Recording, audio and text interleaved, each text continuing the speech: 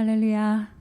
새로운 한 주가 시작되었습니다. 이 한 주간도 주님께서 우리에게 주시는 말씀 기억하면서 또 말씀에 의지하면서 승리하는 한 주간 되기를 간절히 소망합니다. 오늘 우리에게 주시는 말씀은 시편 55편 16절부터 23절까지의 말씀입니다. 시편 55편 16절부터 23절의 말씀입니다. 제가 읽겠습니다. 나는 하나님께 부르짖으리니 여호와께서 나를 구원하시리로다. 저녁과 아침과 정오에 내가 근심하여 탄식하리니 여호와께서 내 소리를 들으시리로다. 나를 대적하는 자 많더니 나를 치는 전쟁에서 그가 내 생명을 구원하사 평안하게 하셨도다. 옛부터 계시는 하나님이 들으시고 그들을 낮추시리이다. 셀라. 그들은 변하지 아니하며 하나님을 경외하지 아니함이니이다. 그는 손을 들어 자기와 화목한 자를 치고 그의 언약을 배반하였도다. 그의 입은 우유 기름보다 미끄러우나 그의 마음은 전쟁이요 그의 말은 기름보다 유하나 실상은 뽑힌 칼이로다. 내 짐을 여호와께 맡기라. 그가 너를 붙드시고 의인의 요동함을 영원히 허락하지 아니하시리로다. 하나님이여 주께서 그들로 파멸의 웅덩이에 빠지게 하시리이다. 피를 흘리게 하며 속이는 자들은 그들의 날에 반도 살지 못할 것이나 나는 주를 의지하리이다. 아멘. 오늘 우리에게 주시는 말씀입니다. 어제 주일 말씀부터 지금 이 앞부분인 시편 55편이 시작되었습니다. 시편 55편의 앞부분을 이제 어제 본문의 말씀을 우리가 조금 한번 정리를 하고 오늘 말씀을 나누어야 더 이해하는 데 도움이 될 것 같아요. 여러분 인생을 살다 보면 참 다양한 고난 또 어려움들을 맞닥뜨리게 되죠. 재정적인 어려움을 맞을 때도 있고 또 계획했던 일들이나 사업들이 생각했던 대로 진행되지 않아서 오는 또 어려움도 있습니다. 진로나 또 여러 일에 있어서 벽에 부딪힐 때도 있을 것이고 누군가는 건강상의 어려움으로 또 누군가는 가족 간의 어려움, 관계의 어려움 등등 우리가 삶을 살아가면서 참 다양한 어려움과 고난들을 맞게 됩니다. 어떤 것이든 어떤 어려움이든 고난은 다 어렵고 또 괴롭고 고통스러운 것이죠. 그렇지만 그런 여러 어려움 중에서도 유난히 마음을 이제 쓰라리게 하는 그런 어려움, 그런 힘겨움이 있는데 아마도 가장 가까운 이로부터 받는 고난 혹은 믿었던 사람의 배신으로 인한 고통 이런 것들이 좀 여러 고난들 중에서도 가장 마음을 쓰리게 하는 아프게 하는 고난이 아닐까 싶어요. 어제 본문인 55편 1절부터 15절까지에서 바로 다윗이 그러한 고통을 토로하고 있습니다. 다윗이 토로하는 고통이 바로 그러한 것이었어요. 그리고 어제 본문이었던 그 12절, 13절 말씀을 보면 다윗이 그러한 자신의 상황을 아주 분명하게 그 대상을 분명하게 밝히고 있는데 12절에 보면 나를 책망하는 자는 원수가 아니라 원수일진데 차라리 내가 참았으리라. 그러니까 원수가 아니라는 거예요. 차라리 원수면 참았을 거라는 거죠. 나를 대하여 자기를 높이는 자는 나를 미워하는 자가 아니라 미워하는 자일진데 내가 그를 피하여 숨었으리라. 13절 그는 곧 너로다 나의 동료 나의 친구요 나의 가까운 친으로다 라고 이렇게 토로를 해요. 그러니까 지금 나를 고통스럽게 하는 사람은 원래부터 원수였던 사람이 아니라 나의 동료였고 나의 친구였고 내가 믿었던 가장 가까운 친우였다는 거죠. 근데 그가 지금 나를 고통스럽게 하고 있다는 거예요. 다른 사람도 아닌 친구가 나를 배신하여서 지금 원수가 되어 내 앞에 서 있고 또 그 원수가 되어서 나를 함정에 빠뜨리며 고통스럽게 하고 있는 이 상황.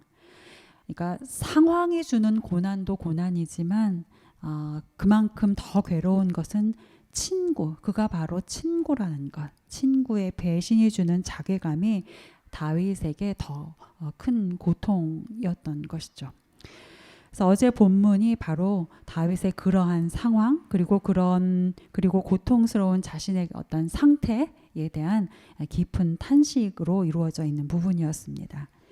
내가 지금 심히 두렵습니다. 사망의 위험이 내 바로 앞까지 이르렀습니다. 차라리 모든 것을 놓고 비둘기가 되어 날아가 버리고 싶습니다. 광야 어디론가 숨고 싶습니다. 다윗이 어제 본문에서 그렇게 계속 고백을 하고 있거든요. 또 이렇게 말하죠.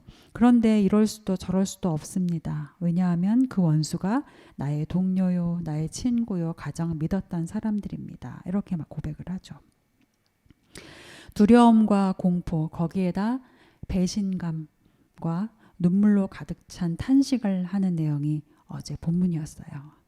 자, 그런데 이제 어제 본문까지는 하나님 앞에 이제 다윗이 나아가지만 여전히 두려운 상황 속에 있는 거예요. 그 마음 안에 여전히 두려움이 가득 차 있는 거예요.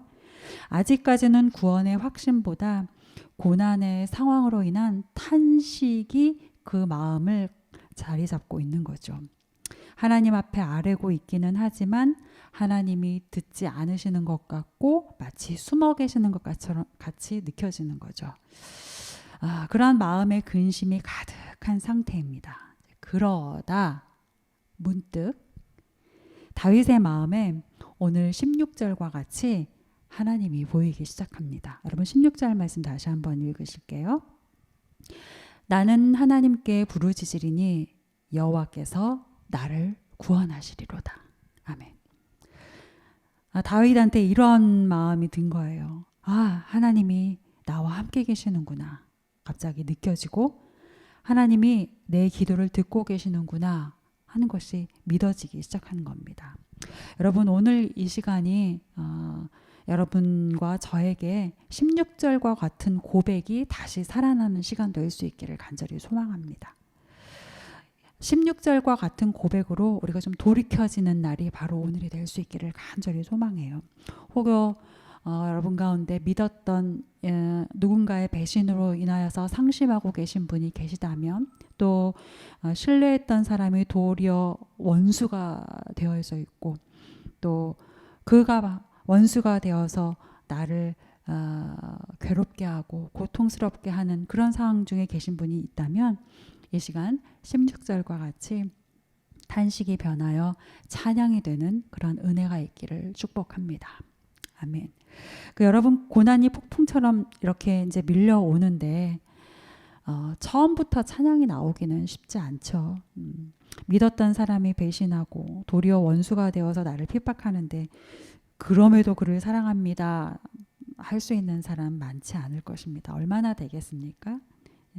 고난이 폭풍처럼 밀려오는 상황 속에서는 사실 탄식할 수밖에 없고 자연스럽게 탄식이 가장 먼저 나올 수밖에 없습니다.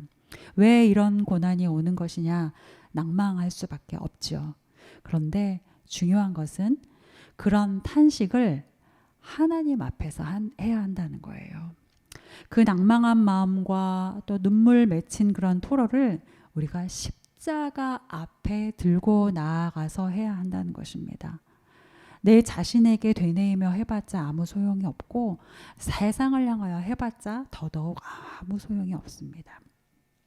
우리의 모든 토로는 우리의 모든 탄식까지도 우리는 우리의 아버지 되신 하나님 앞에 나아가 해야 하는 것이 바로 자녀된 우리의 바른 모습일 것입니다. 우리가 그렇게 하나님 앞에 나와서 탄식을 할 때 하나님은 그 탄식을 기도로 받아주시고요.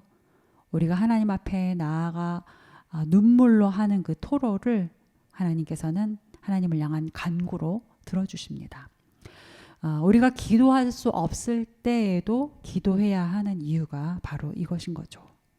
기도할 수 없을 때 또 혹은 기도하고 싶지 않을 때 그럼에도 그때의 기도의 자리로 나오는 자만이 오늘 이어지는 말씀 17절처럼 저녁과 아침과 정오에 내가 근심하여 탄식하리니 여호와께서 내 소리를 들으시리로다 라고 이어서 우리가 고백할 수 있게 되겠죠. 내가 비록 탄식하나 그러나 나는 확신한다 하는 것이지 않습니까? 오늘 저와 여러분의 탄식이 변하여 이러한 확신이 될 수 있기를 간절히 소망합니다. 18절 말씀 이렇게 고백합니다. 나를 대적하는 자 많더니 나를 치는 전쟁에서 그가 내 생명을 구원하사 평안하게 하셨도다. 내 속이 하나님을 향한 확신으로 세워진다고 할지라도 당장 상황이 180도로 바뀌는 건 아니죠. 보통은 그렇지 않죠. 여전히 다윗도 마찬가지로 여전히 다윗을 대적하는 자 많고 또 두려운 상황은 여전합니다. 그런데 이러한 상황은 사실 생각해 보면 이때만이 아니었어요. 다윗에게도 우리에게도. 이전에도 다윗에게 대적은 있었고요. 또 있을 뿐만 아니라 많았죠. 그리고 그때마다 하나님은 다윗을 구원해 주셨고요. 평안의 길로 인도해 주셨었습니다. 여러분, 그때 다윗을 구원하셨던 하나님이 지금은 다윗을 구원하지 못하시겠습니까? 다윗도 그러했던 과거에 하나님이 떠올랐습니다. 하나님이 그때 나를 도와주셨었지 기억이 났어요. 그래서 탄식으로 얼버무려져 있던 다윗이 하나님을 향한 확신으로 돌아서게 됩니다. 그렇게 또 하나님을 향한 확신으로 돌아서니까 지금까지 두려운 마음에 파묻혀서 보이지 않았던 하나의 진리가 생각이 나죠. 19절 말씀이에요. 함께 읽어보실게요. 시작. 옛부터 계시는 하나님이 들으시고 그들을 낮추시리이다.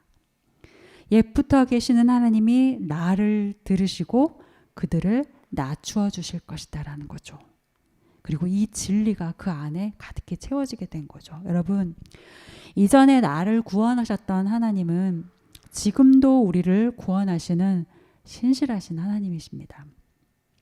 지금 맞닥뜨리는 고난이 비록 어렵지만 그렇다고 우리 생에 앞서 있었던 고난이 쉬웠던 것도 또 아니지 않습니까? 그리고 하나님은 그때의 그 고난을 무사히 건널 수 있도록 우리를 인도해 주셨었죠. 혹시 누군가는 내 생에 이런 고난은 없었던 것 같아. 와, 내가 지금까지 겪는 고난은 정말 이전에 어떤 것과도 비교할 수 없는 너무나 심각한 고통이야 라고 느끼는 분도 계실지 모르겠어요. 그런데 한번 여러분 생각해 보십시오. 내 생에 2번 없는 이런 고난. 그렇다고 해서 하나님도 처음 보시는 고난이시겠습니까? 하나님이 겪어보시지 못한, 알지 못하시는 고난이시겠어요? 아니죠. 어제의 구원의 하나님은 오늘도 능히 구원의 하나님이시라는 것 여러분 기억하실 수 있길 바라요.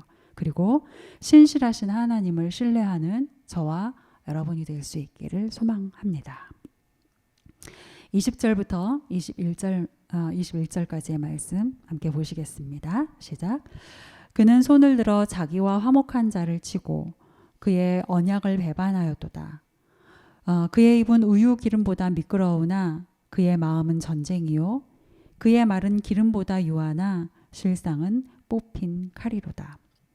20절부터 21절에서 다윗은 자신을 배신한 배신자, 이 배신자의 면면을 밝히고 있어요. 이거죠. 이전에는 둘도 없는 친구였습니다. 그러나 이제는 배신자가 되었습니다. 배신자가 된 그들이 어떤 악행을 했고 어떤 배신을 했는지 찬찬히 가르쳐주고 있어요.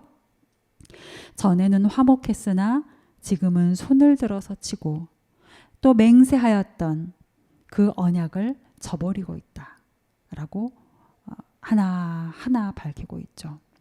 말은 듣기에 참 좋았고 정말 그럴듯했는데 알고 보니 그때의 그 마음은 진실한 마음이 아니라 두 마음이었습니다. 결국은 믿은 마음을 갈기갈기 찢기는 그러한 마음이었습니다. 그러면서 탄식과 같은 자신의 마음을 담아서 그들의 면면을 밝히고 있습니다. 여러분, 믿었던 사람의 배신, 거기에 그 배신자가 주는 고난까지 맞닥뜨려야 하는 고통, 참 상상하고 싶지도 않은 그런 상황입니다.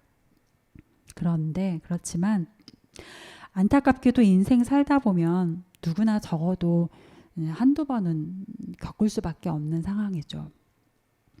그리고 겪어보신 분들은 잘 아시듯이 이런 고난은 다른 류의 고난과는, 고통과는 또 다른 면이 있는데요. 이거죠. 나를 고통스럽게 하는 어떤 대상이나 원인이 저 밖에 있잖아요. 그러니까 나를 정말 고통스럽게 하는 대상이 나를 배신한 그 사람인 것만이 아니라 여지껏 그를 친구라고 믿었던 나 자신까지 미워지는 거예요. 그러니까 뭐냐면 내가 너무 고통스러워요. 이 고통스러운 상황의 원인이 믿었던 그 친구일 때 그가 나에게 고통을 줌으로 인해서 그 때문에도 내가 힘들지만 지금껏 그를 친구로 믿어왔던 나 자신 때문에도 또 힘들다라는 거죠. 어떻게 당신이 나한테 그럴 수 있어? 라는 배신감, 이 배신감도 감당하기가 너무나 버거운데 그 뒤에 어떻게 내가 이렇게 미련했지 하는 나 자신에 대한 실망감까지도 더해진다라는 거예요. 그에 대한 고통, 나 자신에 대한 실망감이 주는 고통. 내가 너무 바보 같고 내가 뭘 잘못해서 벌을 받는 것인가 싶기도 하고 그동안 친구요, 동료로 보냈던 그 시간들과 그 많은 정성들과 그 나름의 나의 애씀, 그 애씀이 다 부정당하는 것 같은 그러한 상황들, 이 실망감, 이 자괴감이 너무나 고통스럽다라는 거죠. 그 사람이 주는 고통만큼이나 내 안에 드는 이 실망감과 자괴감이 더 고통스럽다라는 거죠. 여러분 본문을 읽는데 제가 이 말씀을 준비하면서 본문을 읽는데 예수님이 생각이 났어요. 여러분 우리가 지금 이제 사순절 기간 보내고 있지 않습니까? 절기로 보자면 예수님께서 이제 가장 사랑했고 가장 정성을 쏟았던 제자들이 순간 돌변하여 예수님을 배신하는 일이 이제 얼마 남지 않은 상황이잖아요. 예수님 입장에서는 그렇죠? 그런 시간, 그런 절기를 우리가 지금 보내고 있는데 예수님은 가장 그렇게 아끼고 사랑했던 제자들의 배신을 등지고 돌아서는 그들이 주는 그 실망감을 도대체 어떻게 견뎌내실 수 있었을까? 그 배신이 결정적으로 가져온 그 십자가의 고난을 예수님께서 과연 어떤 마음으로 감당해내실 수 있으셨을까? 참 그런 생각이 들더라고요.